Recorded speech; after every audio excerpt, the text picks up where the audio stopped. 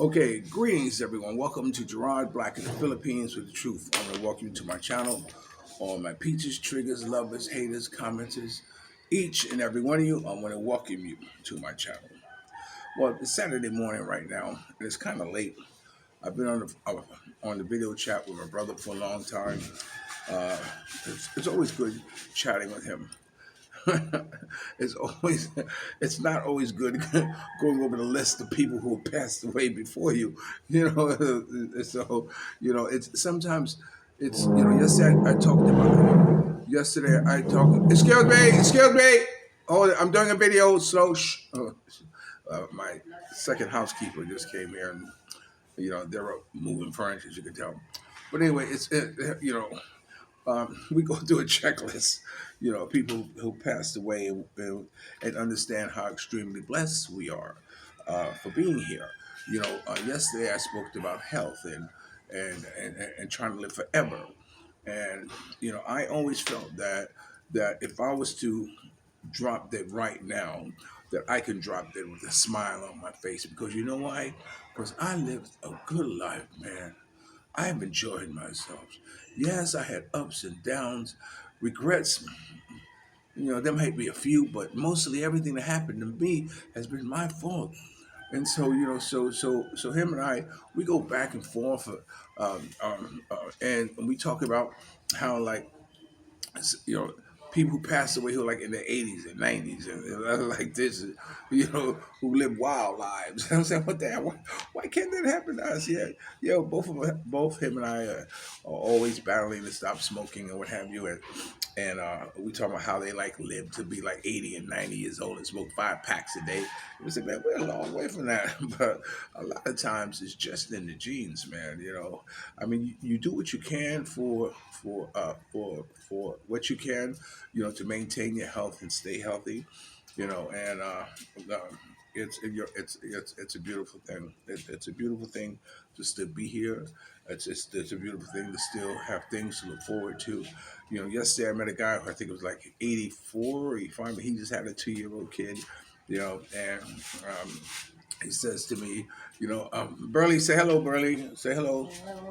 This is the number one housekeeper. She's here now. She's here now helping out. The other one just came. Uh, B, come here, B. No, the other one. Belen. Billy and I still don't know their names. Dali. It's funny. Both say Burley and both say B. Uh, Yeah. come here, B. Say hello. Say hello. This Hello. is B. Good morning. The second housekeeper. She just came back, so it's very good because now we have Amia has extra help. She had one that moves slow and one that moves very slow. So where's the benefit in that? No one can take the place of Jean. That's my girl. Jean would jump up and run. I call her one time. She come running with a smile. I love that little girl. Here's a picture over here. I always show a picture here. But anyway, it's good to have the help here at the house because as me is getting closer and closer to delivery. Some of you are guessing that date, and we're gonna check it out, and the cost. I got to start next week. I start compiling monies together, to make sure that they don't hold my baby hostage in a hospital. Yesterday I was at I played cards yesterday, and I was at the beach, and I was looking over the rail of the beach, and at all these Filipino children playing in the surf, playing in the sand, just having a good time. And I just imagine that, one day, come on, move, get out, move. Right under my leg.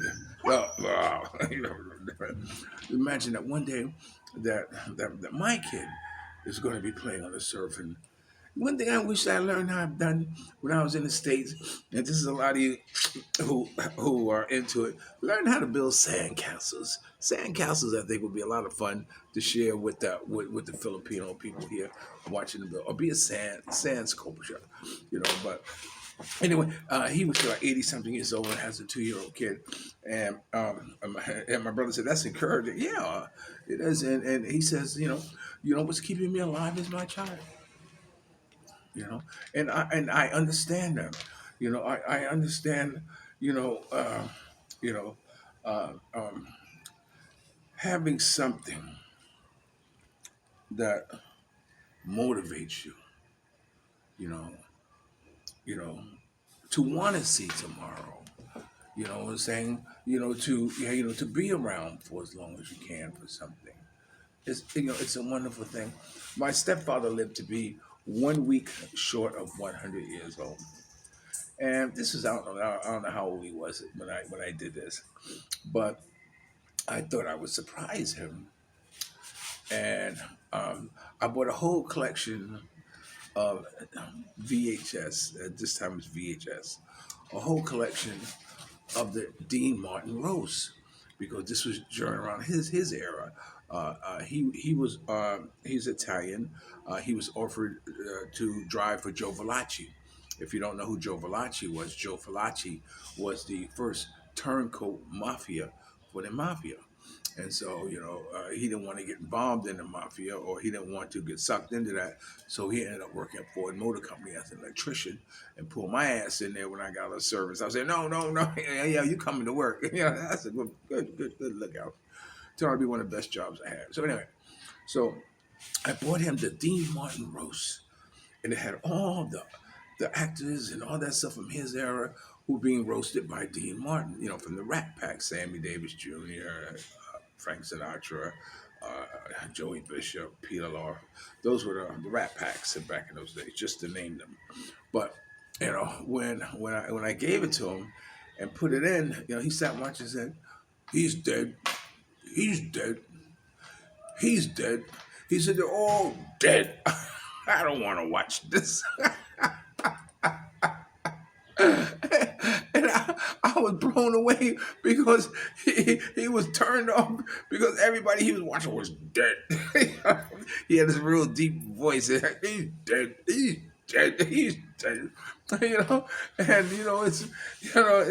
It's an interesting thing. All I can say is that life is what you. I'm just talking to my nephew Vince, who will be here in the next 17 days. I think he are. You met him. He's been on the channel before.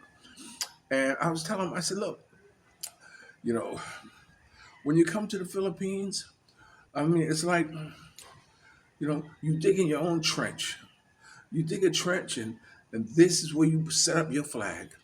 And this is where you want to live. This is how you want to live. I admire foreigners who come here and for lack of anything just want to island hop, just want to run here and there and this and that and have all the things that they ever dreamed of, for their Filipina, and that's good. That's good. But that's for you. But me, no, not so much, man. You know, I always believe that if you see one beach, you see them all. If you've been at one resort, you've been in them all. I mean, if you've seen one, white sand beach, you've seen them all. If you see mountains or chocolate mountains or whatever, you see them all. You walked in the woods, and looked at trees and like this, you see them all. If you're going, swimming in the ocean, you swim in them all. And that's how, and I'm happy with that. I'm happy with that. I go where I need to go. And then when I go there, I see the things I need to see. And I appreciate where I am and what am I doing. And that's how I am. So I'm glad, sometimes I ask me, is someplace you want to go? I would love to go to Manila and go to opera. They got opera in Manila. I love to go see an opera. I love to expose it to or to a museum or something like that. But if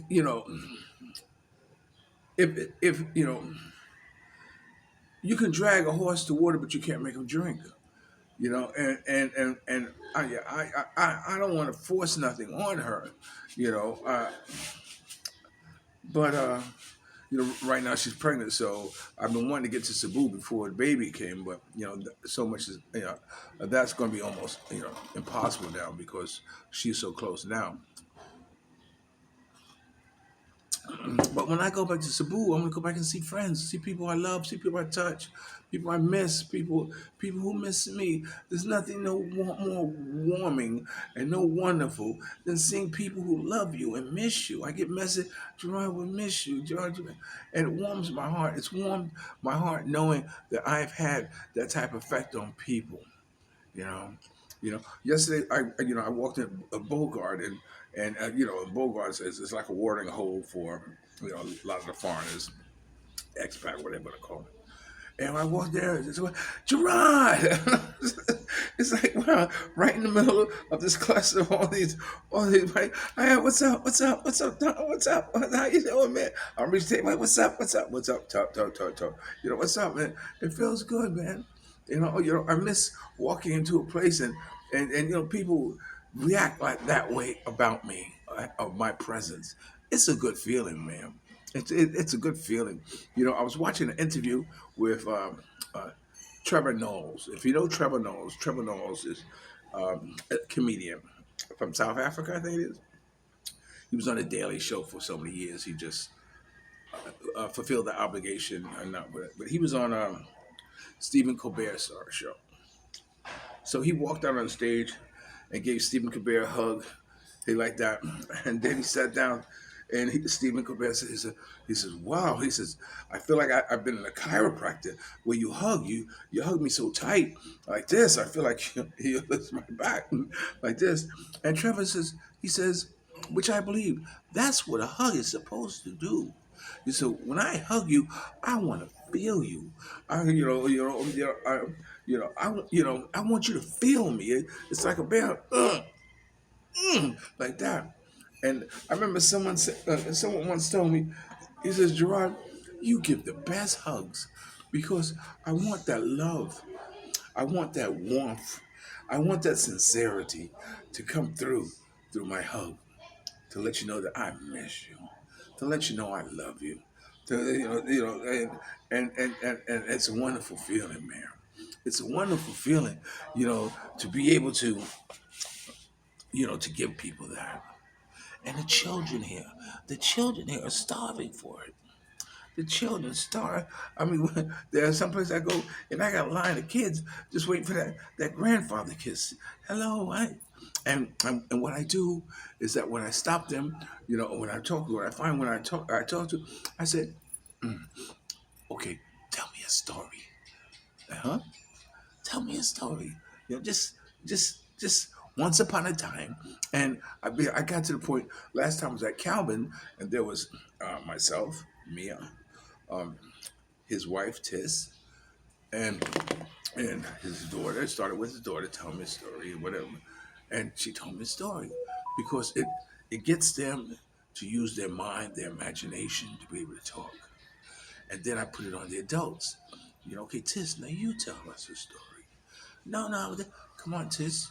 You traveled, you've been to places, you've been to the States. Tell us a story. And she told a story.